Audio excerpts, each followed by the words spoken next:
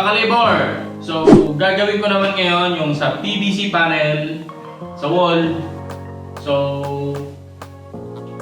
dahil wall ang ating gagamitan ng PVC panel, sinuggest ko na gumamit tayo ng wood kasi mas matibay siya at pagka may nilagay kang paintings or kaya-kayang i-hold ng wood. So, gumamit ako ng wood.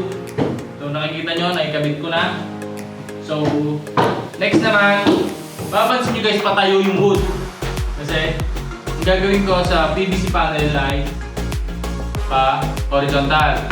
So, guys, manood na lang kayo guys. Yan. Napakasimple lang. Ganun din.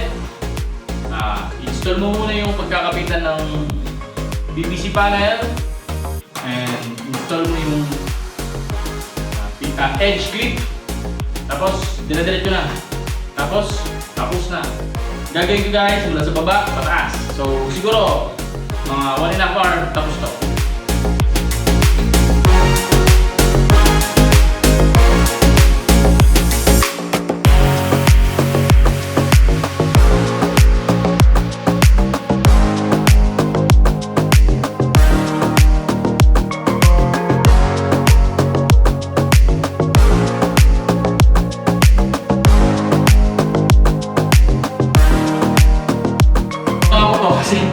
Hindi ako marunong mag-finish. Number 1, hindi ako magaling mag-finishing.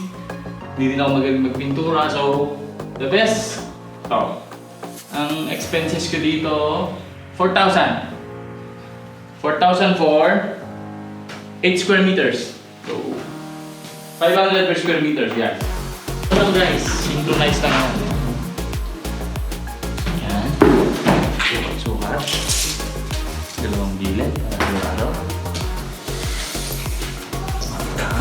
253.5.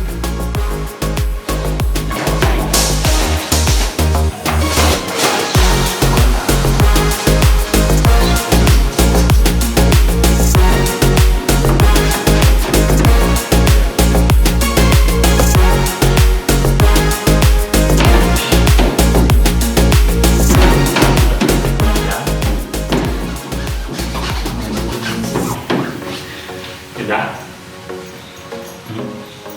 Do you think mas may white tape?